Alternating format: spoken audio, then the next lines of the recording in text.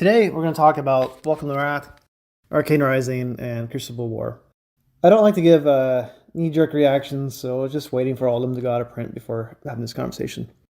And to be honest, it feels good and it feels weird at the same time, because I got into Flesh and Blood during Welcome to Wrath Alpha when it first came out.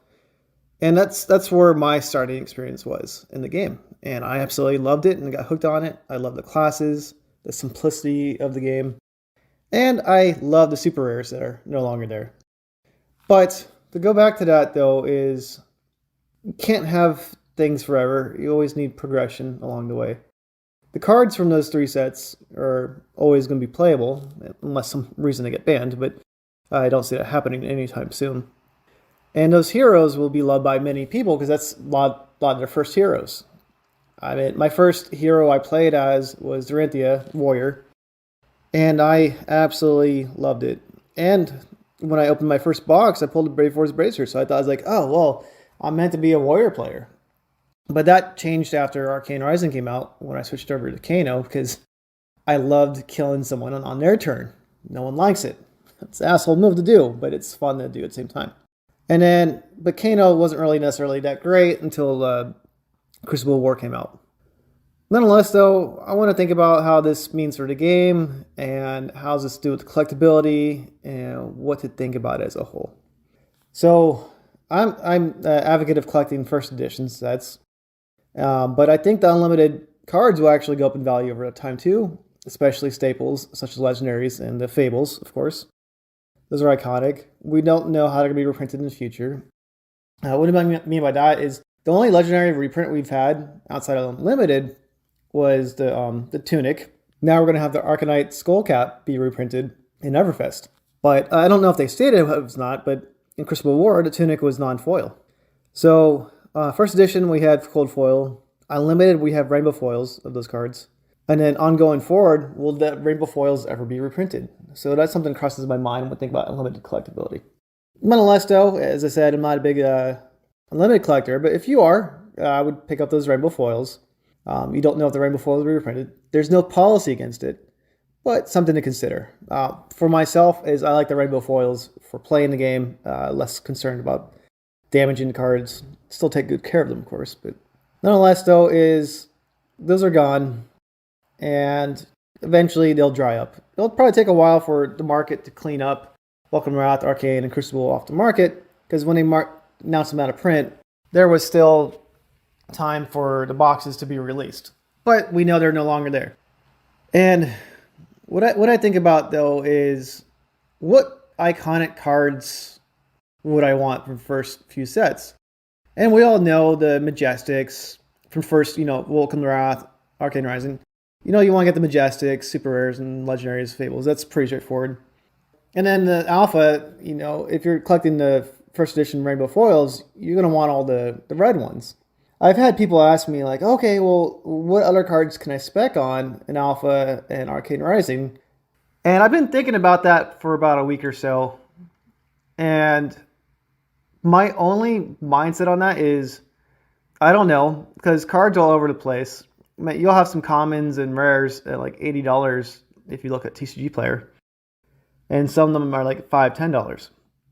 Still quite a bit of money, but I have a good amount of each one, so I haven't really put too much thought into it. But thinking about it is, so any red in Alpha is definitely great to have rainbow foil for common rares. But what about the blues and yellows?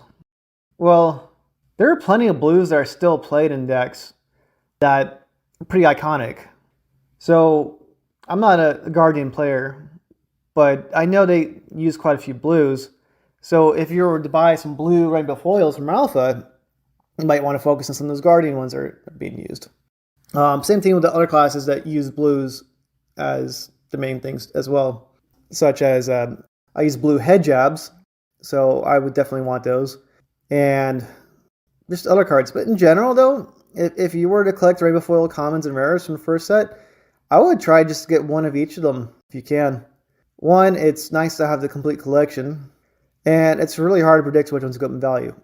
But I think the value of those cards will start going up over time now, especially when the Welcome to Wrath Unlimited and all the other Unlimited sets are out of print, because the market will eventually dry up on those. And when they dry up, people will most likely want to go for the original sets in the future versus Unlimited, but the Unlimited ones will still be desirable if people want to play with them. I mainly look for my cards for grading purposes, so I have bought quite a few of those. I've sorted mine for grading. I haven't necessarily sent them out yet because grading has been closed, but it's something that I consider. So I don't play all the classes from Welcome to Wrath, but I play Katsu, and the few blues that I use in Katsu would be kind of the combo lines, right? So Whelming Gustwave, I use that in blue and red, but even that could be iconic in yellow as well, depending on your deck. It has such a strong combo synergy. It's not tied to Katsu specifically, and featured ninjas could use that as well. So if I were to get a card just to speculate on, for example, is I would look at the class cards that you're pretty much using no matter what. And if you're trying to buy up cards that are non-pink related for alpha, I would buy the class specific cards. They're not necessarily tied to the specific hero that can be used in the future, and they're pretty iconic. So Katsu is a very popular hero. And you have Whelming Gustwave. That's a 0 cost card. Really good on hit combo. Get to draw a card and go again. And it's just fantastic art. Same thing with the Rising Knee Thrust. Definitely want more of those too. So I have no idea what the values are going to be, but if we're picking up blues and yellows from the alpha sets, I would pick up the ones that are kind of like iconic and used all the time in that specific hero, and a popular hero. But nonetheless, though, it wouldn't hurt to do set collecting if you can too, because those cards in the Welcome to Wrath format will never be reprinted. Those cards may be reprinted in future sets. You never know, to have alternate art. We don't know what else is planned, and we don't know how soon in time it'll be printed. So that's what I would be considering for like buying the cards that are non-pink related for alpha. Now for Arcane Rising First Edition, what I would consider is very similar thoughts on that too, such as Kano. I mean, you have a lot of his spells you want in red. He uses quite a few blue cards too. Now, I'm not going to name any specific cards right now, but you got to think about what are the iconic red cards that are used in decks quite often, and what are the counter blue parts that are used. And a lot of the blues that you end up wanting to use, you may not end up ever play them because you're typically pitching them. But if you were to play it, would the card still be beneficial in there? And also, does the blue card have 3 defense as well too? Those might be some iconic rainbow foil commons and rares that you'd want to consider picking up for potential long-term value. But nonetheless, though, like for example, like some of these pink cards that are played quite a bit get pretty expensive, right? And again, if you're buying alpha, you might not ever be playing these cards. If you want to keep it for collectability standpoint, is everyone thinks about like, okay, I want the pink alpha, Sharpened Steel, for example, or some other iconic card. So Scar for Scar is a really amazing card. It's very iconic. Let's say the pink cards go up to $80, $100. I'm not sure the price as we're speaking. But let's say the blue is only $20 and the yellow is $20 as well. I mean, it wouldn't hurt to pick those up because it's still an iconic card. It might not be the iconic color associated with it, but it's something to consider for long-term hold. One, you're going to have an alpha card that you can keep for a long time. It's original set, rainbow foiled, really rare. I don't know the distribution of the commons and rares, but nonetheless, the print run of alpha is very low. And you'd only get 1 rainbow foil per pack. I think there's 400,000 packs and distribution model. Again, there's not going to be too many of each unique card ever printed. I think there's only 400 of each majestic rainbow foil, for example. So pretty rare cards. So definitely something to consider picking up. But it's just a really hard answer to speculate on that because the iconic cards, E-Strike, Tome of Fendel, and all those cards. Those are easy shoe-ins for cards you want to have, but they're also really expensive right now. Same thing with Command and Conquer, Rainbow Foil, all that. So they're very like, specific expensive cards you can get, which are worth having nonetheless. But if you want to get a cheaper route, check out the commons and rares. You might just want to buy something that's related to your class that you like and have that as a long-term hold. Because one, you like the card. I mean, we know the pink ones or red ones are worth having. But you might want to get the blue or yellow counterparts of your favorite red cards. That way you still have them, and it's a nice hold. It's just really good to have. So that's a little bit of a ramble, but it's just such a broad topic to talk about, and it's very hard to nail on. So I'm not speculating on that, but nonetheless, any alpha rainbow foil card, no matter what, over time, I think will go up quite a bit in value due to the scarcity, and the game just keeps getting more and more popular. Now, unlimited and first editions for those first three sets. I don't know if it was said earlier, Crucible War or Arcane Rising, but when I was reading the Welcome the Wrath out of print, it said Welcome the Wrath will never be reprinted. So originally I was thinking there might be potentially a revised version of these sets down the line, but no, it says these sets will never be reprinted.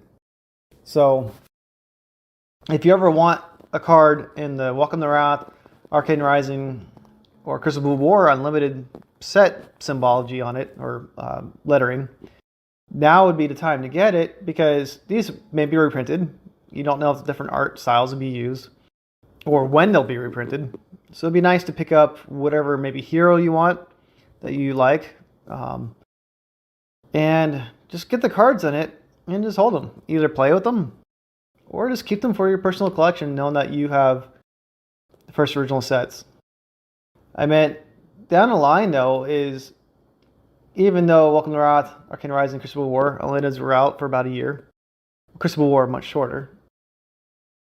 The long scheme of things, especially if this game gets more and more popular, which is going that direction, and let's say even remotely becomes as popular as Magic in the future, you never know. These print runs will still seem small in the grand scheme of things. It's just some of these things are short-sighted. We're like, oh, okay, it's flooded the market, no value. Channel Fireball's dumping for $50 a box and all that. And now they're $100 a box. The market goes through a lot of moods, and it went through a lot with Unlimited. Because earlier in 2021, Unlimited boxes were really hard to get. LSS was having supply issues or trying to get Unlimited out. Crucible War went out of print last December. And you couldn't really even get Unlimited. I remember Unlimited Heart was like $700, $800 when it first got launched. Again, we were still going through the crazy boom, Flesh and Blood. Everybody's speculating on everything. And then LSS printed a lot of Unlimited, which was a good thing though, because we need player base in there. And what I mean by that is, you had Monarch coming out, you had really high expectations. Welcome to Wrath, Arcane Rising could not keep up with anything. Then you got those getting released. Then you had a lot of Unlimited released at Monarch. And that was a big decision LSS had to make. And a lot of people have doubt on LSS, but I think they were in a tough pickle right there. Monarch prices were going crazy. Welcome to Wrath, Arcane Rising, Unlimited prices were going crazy. And LSS made a really good game. It's fucking fantastic. But if the only people who are able to buy it are investors, then the game would not grow organically, would not get the popularity it is now. I say this quite often, but the Discord group in Seattle had about 30 people before Monarch. Monarch got up to 50 or 60. Tales of Aria released, we're now at 170. The game's growing quite a bit. So people get a little upset sometimes when they see prices go down. They're like, oh, it's so fucking awesome in May, all this stuff. That was great, and I believe we'll get there again in 2022 potentially. But you also got to consider the other side of things too, which is a fine balancing act, and you got to make the players happy as well. I have this conversation locally as well too, is, everybody likes cheap cards. But if you can't have economy around the game, nobody's going to keep buying it, because then your cards are going to be worthless, and the stores are not going to want to sell it because they can't resell singles. No one's going to want to open packs. So hopefully LSS finds that right tune for next year. But to go back to what I was talking about, though, is I believe in 2022 that unlimited and first edition markets will start to really dry up for the first 3 sets.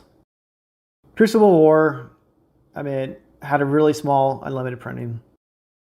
So I believe those ones will dry up the quickest, right?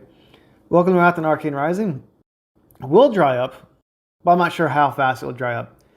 Again, new players may still want to pick it up if it's still available, depending on price and all that. But we don't know what's going to be released next year. So we have a lot of stuff come out next year, which, the old sets will still be relevant, but we might not need them anymore. What I mean by that is they'll still be playable the first few sets. We might have PvE come out next year. We might have all these other things, but with Everfest, maybe the Monarch and the Tales of Aria heroes get, more powerful. And then you have more sets come out next year, which means you can still play the old heroes, but maybe the new heroes become the focus. I don't play Magic, but I always hear about certain blocks come out here and there. So LSS doesn't phase the old blocks out, but when they make new blocks, they try to, put your focus on that. One, it makes sense as a business. You want people to buy the new stuff. But 2 is you need to keep pushing the game in a new direction instead of holding on to the old. And it's awesome that you're still able to play the first few sets and your cards don't essentially... pretty much, I think James White was saying that every year you're typically banning like a whole set or 2 from Magic because they're no longer in the format. LSS doesn't ban those cards. So even though the first few sets aren't going to be reprinted, they're not banned. You can still keep using them, which is awesome. But it's also awesome trying out the new heroes. So some people might be negative about the newer sets coming out because they add more complexities. The first 3 sets did not have the talent systems, which I thought the game played really well without the talent systems, but I still like the talent systems. They add an extra dynamic to things. So, and some of the conversations I have too is some people are like, oh, well, I'm really nostalgic because when I got into Welcome to Wrath, that was my first experience with the game. Nobody else who's going to get into the game right now, well, I'm not going to say nobody, but you have access to all the sets right now. You can't not think that. So someone who's getting into Flesh and Blood right now will not have the same experience I had in like April or May 2020 because I was exposed to Welcome to Wrath and that's all I had. Now people might be exposed to the first set as Tales, and now they have the talent systems and all that. But they might not have the exact same experience as I did, but they're still loving it. So that's another way of viewing it too. I played many video games over the years as well too, and some of the PvP games, let's say Heroes of the Storm for example, I'm not sure how many people play that game anymore, but it's a hero-based game too, and when it first came out, they probably started off with 12, 20 heroes, but they might release a hero every month. If you think about that similarly to Flesh and Blood, is the game kept changing every month because something new was added to it, so no one had the exact same experience as I had when I first started when the game was brand new. So if I were to play the game now, which I do occasionally, you might have 60 heroes, for example. Again, I have no idea how many there are. It's not the same game it was when it first released, but you have more options. And that's where I see Flesh and Blood going in the future is, no, it won't be the same game each year. And you'll get more and more heroes. And I'm excited to see them expand upon the heroes. I don't think there could ever be too many heroes and class types.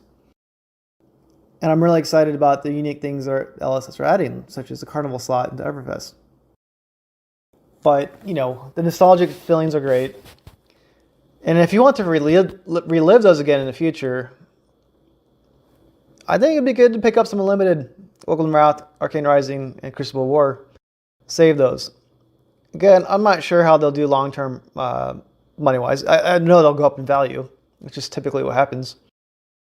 But if you ever want to have that nostalgic playing style again, you might want to hold on to those and open them in the future, draft, create decks, or whatever. Or just buy the singles you want, build the original hero sets, and keep them to play with against other original heroes without including all the new stuff. You could do whatever you want. So you could always recreate those experiences with the TCG, but you can't recreate those in a computer game experience. You have the capability to do that with cards, which is awesome. So it's hard to really express my feelings on these out of prints, but I think it's good for the game too. Because if you keep holding on to the past original sets, it might make it hard for you to want to try out new heroes too. I still play Katsu. I love Katsu. I love Kano.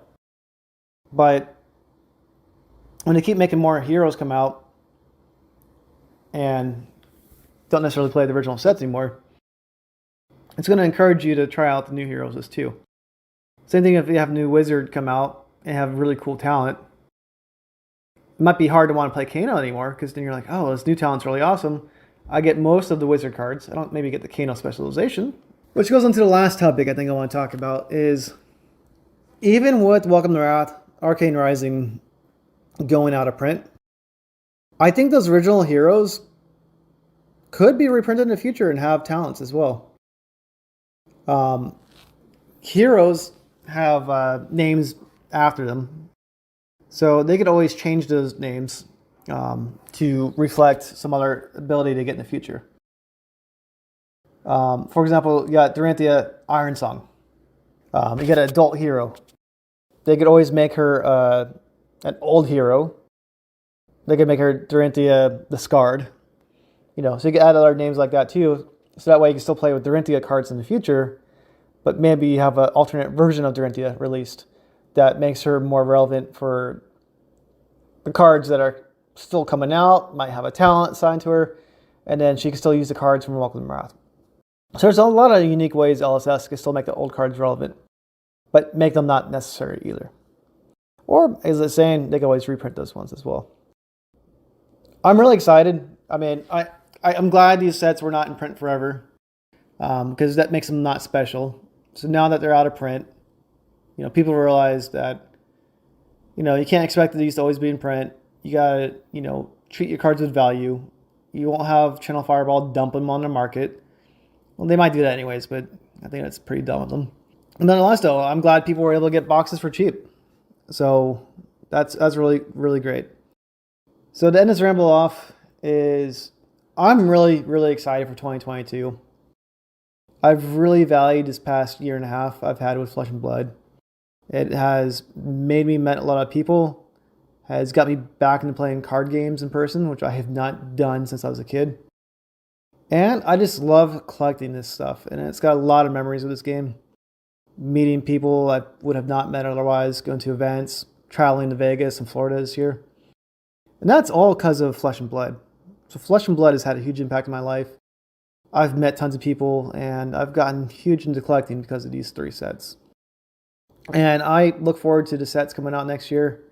I'm really excited to see how these first 3 sets will still interact in the future, but I'm also excited to see how people jump into the new heroes as they come out. And just really excited for the future LSS. Thanks for listening. I'll talk to you later.